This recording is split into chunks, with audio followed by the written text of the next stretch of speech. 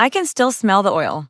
That sharp, metallic scent that used to cling to his hands every night for 20 years. My husband's garage was his church, and that car, his altar. He spent endless nights polishing tiny bolts no bigger than my fingernails, bringing back life to parts no one else would even glance at. He'd always say, "When I'm gone, that car will outlive me." He was right, just not in the way he imagined. When he passed last year, I couldn't step into that garage for months. It felt sacred, like he was still there somehow. Every wrench, every rag, every grease stain held a piece of him. So when I finally opened the door and saw it empty, completely stripped, I couldn't breathe. No Mustang, no tools, not a trace. I remember calling out for my son, my voice shaking before he even answered. He didn't flinch. "I sold it, Mom," he said. "My wife wanted Paris, get over it," just like that 20 years of my husband's life. Gone for a honeymoon he never got to take me on.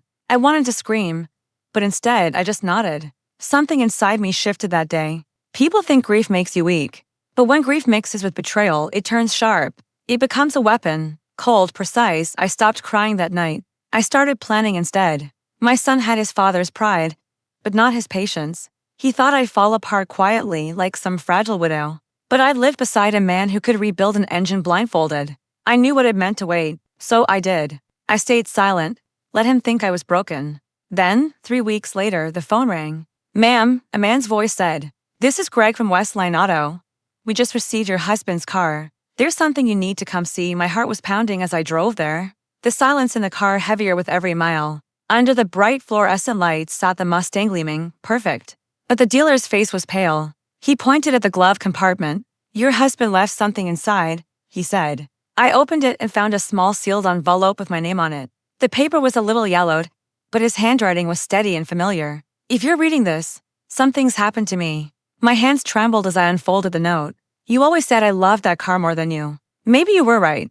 But I built it for you, Helen. Everything that matters is inside it." Beneath the letter was a small key, not a car key, but a safety deposit key. The bank manager recognized it right away. My husband had rented box number 14 just 2 months before his stroke. Inside were 2 folders, a USB drive, and a sealed will. That's when everything started to unravel. Line by line, the truth came out.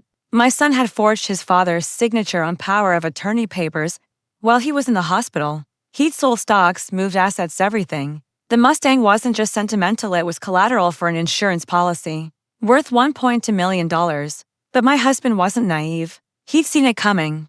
The new will revoked every single thing. My son got nothing, not the house, not the savings, not even the garage. Every account, every hidden investment, and the insurance payout were transferred to me, to be released only after the car was illegally sold. My husband had predicted all of it. He knew his son's greed, and he left behind the perfect trail to expose it. I didn't confront my son right away. I wanted him to relax, to believe he'd gotten away with it. When the letter from the lawyer arrived, he opened it right at my kitchen table, expecting his inheritance. I watched his smile fade, watched the color drain from his face as he read. His wife asked what it meant, but he couldn't speak. He just stared at me. I slid an envelope across the table, the one with his forged signature inside. "Your father built that car for me," I said quietly. "You sold it for a trip to Paris. Now you can sell your excuses." He tried to yell, but I was already walking away. The lawyer would take care of everything: fraud charges, restitution, revoked rights. Cold, precise justice. That evening, I went back to the garage. The Mustang was there again, home where it belonged. I turned the key and the engine came to life, smooth and steady, like it had been waiting for me. I slipped a single note into the glove box. "You were right. It does outlive you." As the garage door closed, I realized something. That sound wasn't just an engine running, it was the sound of closure. My husband built that car out of love. Our son sold it out of greed. And I drove it away, finally, for peace.